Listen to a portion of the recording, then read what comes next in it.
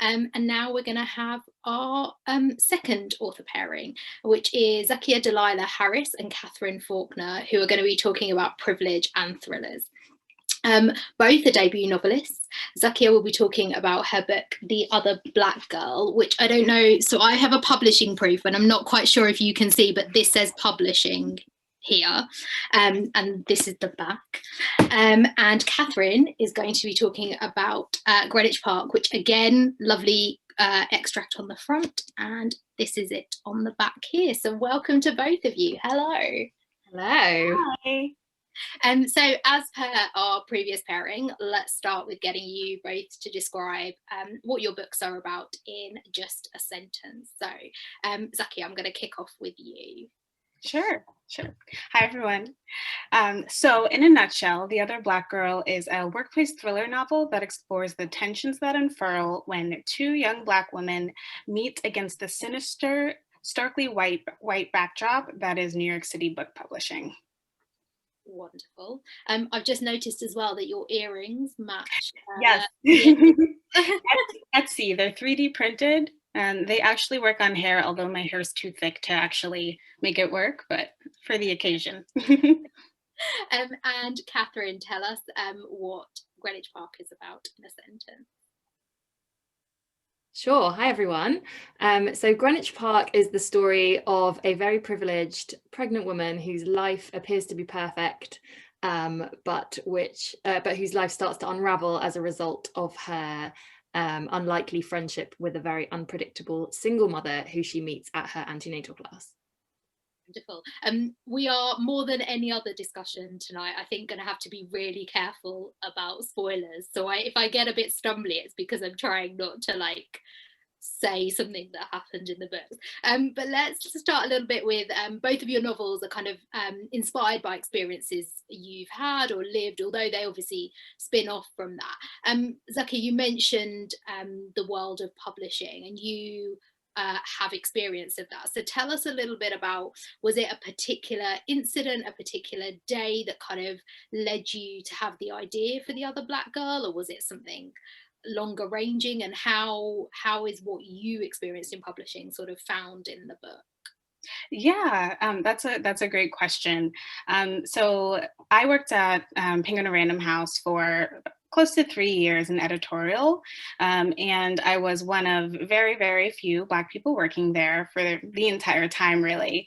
And there wasn't a specific day. I think, when any person of color or any BIPOC person, is sitting in an office and sees every day, that there is no one who looks like them, it slowly starts to kind of ingrain itself in your brain. And you might not be conscious of it all the time, but it's definitely in the back of your mind. And so I finally decided to write this book after running into another young Black woman in the bathroom when I was at work, actually.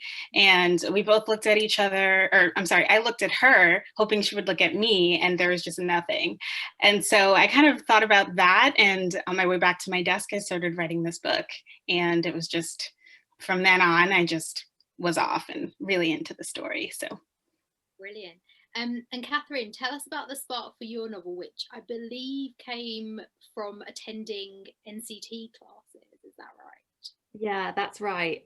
So when I was pregnant with my first daughter, who's now 3, I had this really intense experience at an antenatal class. I have to be really careful that, I mean, none of these people just are going to want to ever talk to me again. But I just found it so strange. I was just in this room. It was literally like the opening scene of my book. It was really hot. It was stuffy.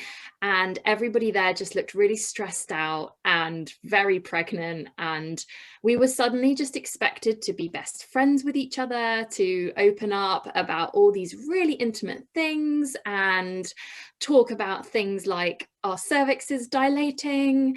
And I just found that experience of complete sudden intimacy with complete strangers very, very strange. And also just this idea that, and I just got to thinking, well, what if I can't get rid of these people, what if, and it just got me thinking about the idea of 2 women who meet in that intense environment and then can't kind of disentangle each other from each other. So yeah, that's how I got the idea. I mean, I don't want to put anyone off having children, but where you're like, I can't think of anything worse when you're kind of like, you're like feeling your pregnancy, like you know you're kind of feeling tired, than being in a room above a pub and like it's hot and gross and you don't know anybody. Like, I think you got that down perfectly. Both your books are about privilege in different ways. So Katherine, Helen, the protagonist of your novel, lives in this gorgeous house in Greenwich, like one of the nice part of Greenwich, and she is comfortable, if not actually wealthy. And Zakiya, we've heard your protagonist Nella, so she's a black woman working and living in a white dominated industry in a white dominated world. Katherine, I'm going to start with you. Can you tell us a little bit about why you wanted to have Helen be wealthy and have that be part of the narrative that you were creating with this book, rather than having her be sort of a middle class woman or sort of a working class woman? Yeah, for sure. So, I mean, for a start, I find privilege, wealth very interesting, and I find the kind of very social class, sort of very fine social distinctions between class that still exist in Britain really endlessly fascinating, and especially the kind of wrinkles that creates in the relationships between women. So the privilege that Helen has is important in a number of ways. I think first, it's great for thrillers, because if somebody has and Helen has this perfect life, and there is a certain pleasure in seeing it being dismantled over the course of the novel. When someone is extremely privileged, I guess they have a lot to lose and the stakes immediately feel high. For me, it's important that Helen is privileged, because actually her privilege also kind of stops her from seeing what's really going on in her own life. She's so closeted, she's so insulated, she's almost quite childlike, quite naive, and because of all that, when Rachel comes on the scene, who is a less privileged person than her, even though the two are not that different and they have a lot in common, the fact that Rachel doesn't come from Helen's privileged world makes her incredibly disruptive to Helen's life in a way that is quite extraordinary. And Helen finds her hugely troublesome and doesn't know what to do with this girl, because she's just out of Helen's sphere of privileged sphere of experience. So I find that a kind of really fascinating dynamic. So I guess that's why the privilege kind of comes in, and why I think it works. And Zakiya, talk a little bit about sort of privilege, or lack thereof, in some cases drives the story of the other black girl. Obviously, Nella is black and the new colleague that joins is black. So I wondered if you could talk a little bit about the privilege around them. And also, I guess code switching partially comes into this as well, because we definitely see some of that, maybe not so much with Nella, or not as obviously, but we definitely do with her frenemy, shall I call her that? Yes, I think that's the safest way to talk about Hazel, for sure. I mean, so Nella grew up in this very privileged background, upper middle class, so not very, very wealthy, but by many means wealthier than many other Black people living in the US. And so she's always had this dual consciousness of just being so aware of, you know, not looking like everyone around her, but still feeling, you know, like she is on the same level as them. And so for her to finally get into this prestigious publishing house, such as Wagner Books, she definitely has this privilege that a lot of people aren't able to get, you know, like of just the problem with diversity in publishing today. I could go on, but I won't. So she's gotten over this hump, she's gotten over the wall. And then this other Black woman, Hazel, shows up. And Hazel is in many ways like Nella, and I won't get too much into that either, but there are so many similarities for Nella at first. And so she sees Hazel, they have a moment, and Nella has preconceived notions of what another Black person would be like with her in the office, but Hazel has also her own notions. And while writing this, I was just thinking a lot about how so often Black people in so many different kinds of media and in real life are painted as one note. We all have one idea of what's the right way to think, the right way to vote, the right way to dress and speak, etc. And so I was really interested in playing with how Nella's view of what Hazel would be like didn't quite pan out. And Nella's also just a very anxious person in general and very aware of herself and wanting to please the white people in the office and Hazel. So a lot of it is her trying to like be down and also be eloquent and code switch, as you mentioned. I'm so glad you brought that up, because that's such a big part too of being privileged and being a privileged Black, brown person, is you're also able to speak the language there and also here, the inside and outside. So that's where, for me, privilege was really something I was thinking about with the other Black girl. When you said about Nella being anxious, it actually sort of, I don't know why it didn't occur to me before, but like Helen and Nella, I think in your books have that in common. Like they really are both sort of people pleasers, but kind of in a very uncomfortable way. And it really sort of, I mean, how did you find writing that? Because reading it at times, I sort of, with both of them, I kind of partly I wanted to shout at them to just be like, just don't stop doing that, like it's not going to make someone like you or love you. And part of me was just like, oh, I'm going to run away and hide in the corner with like sort of secondhand embarrassment. Like, was it uncomfortable sort of writing those encounters for you, Zakiya? Do you want to?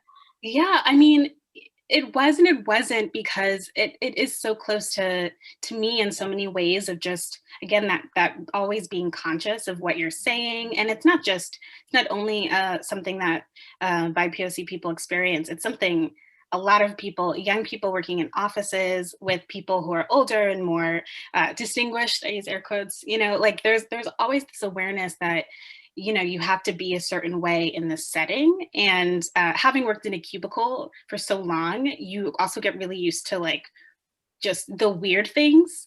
And I was writing this really in the time when I just quit. And so a lot of the things were still fresh in my brain. So I was able to still keep a foot in that kind of weird like office culture that we've all experienced at some point, but also kind of step out and have those moments where like we start to wonder where is Nella's thought process here? Like how much of it is actually what she's experiencing and what she's just like projecting.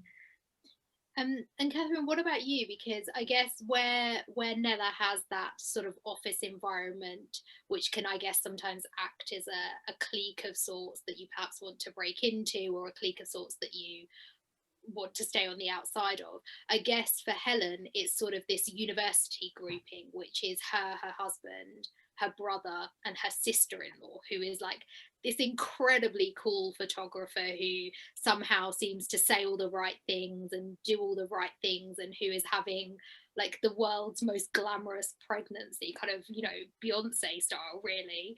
And I wonder, how did you sort of decide to go about creating that and those experiences that Helen goes through?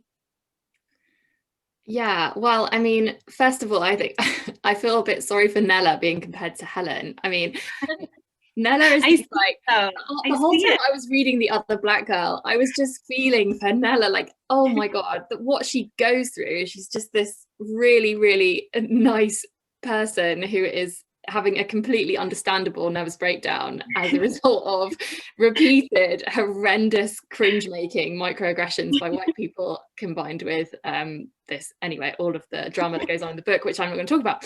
But whereas Helen is in just a different stratosphere of privilege, not just her white privilege, her extraordinary financial privilege, even within the well-off society that is London middle class society. But yet, what is so interesting in my head about her is that she still experiences her life and all these challenges you've just described, having a super glamorous sister-in-law, having a slightly unfamiliar sort of person in the form of Rachel turn up at her antenatal class and want to be her friend, as huge sort of psychological challenges. And that's partly because of her privilege, and it's partly because of the sort of person she is and her naivety about the world. And Helen is just, I found her so just fun to write because she is so easily blindsided by reality. I just was really interested in I suppose I find people like that quite interesting, and I thought it would be interesting to write a thriller from the point of view of somebody like that, kind of coming to the terms with the fact that what they believe to be their perfect life is actually nothing like what they believed it to be. We've kind of skirted around the thriller element because it is really hard to talk about the books and how they're thrillers without sort of being like, this is what happens and this is why they're a thriller. So I wanted to talk kind of in another roundabout way. So we've talked about Nella and Helen, but both of your books do feature secondary characters who are given some space for their own voice to come through, not as much as your protagonist. And I wondered how kind of switching to another voice sometimes helped you to really rack it up the tension and create those thriller-like elements. Katherine, do you want to go first? Yeah, sure. So I've always found it more natural to write in the first person. So for me, switching character it feels quite natural. I did get told off about doing it a bit too much, actually, when I first wrote Greenwich Park. Completely rightly. I mean, I wrote it from the point of view of pretty much all the characters.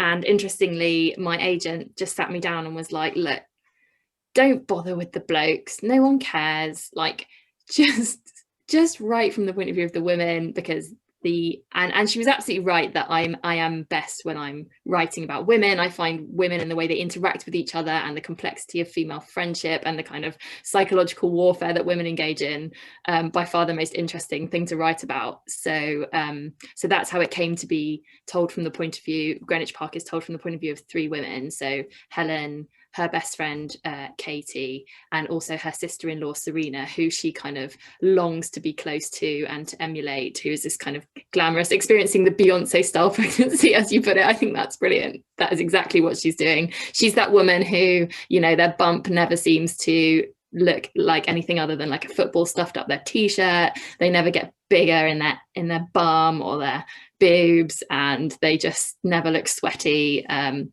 so yeah, she's a problematic character in Helen's life, even though Helen kind of adores her. And Zakiya, what about you? Because the other Batgirl actually begins with someone else's sort of story, and that is kind of woven through, and then we do have another sort of voice in there as well. So talk a little bit about that. Yeah, definitely. So I first wrote this book actually just with Nella and Shawnee's point of views. And after writing the first draft, I felt like something was missing. Like, Nella has this ambition, this drive to be the Black editor at Wagner Books. And I had a moment when I believe I was talking with my agent about this, and I was like, what if, like, we need to hear from the other people, like the women, the Black women who also are involved in this story. And so just to add, while it is through Nella's point, there are also three other Black, Kendra Ray and Diana, whose voices also hear from throughout the book. And Kendra Ray and Diana both also have a connection to Wagner Books about 30 years in the past.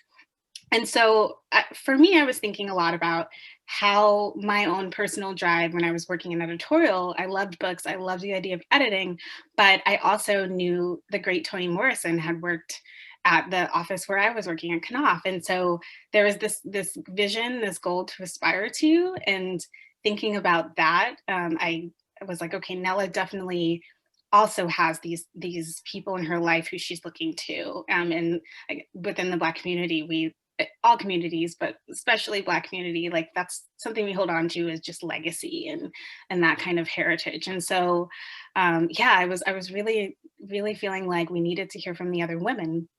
And I think also to your point, Sarah, about how Nella, it can just be really tense, and being in her head all the time is so much. So I really wanted to have these other voices come in who aren't of Nella's same personality, same thinking space. And having that balance was something that I really wanted to do to really add to just what was at stake. Like, it's bigger than 2016. It goes all the way out to, or 2018. Oh my gosh, I can't even remember what year now. It's been in my head for so long. But it's bigger. Diversity in these industries goes beyond just now. It goes back and back and back.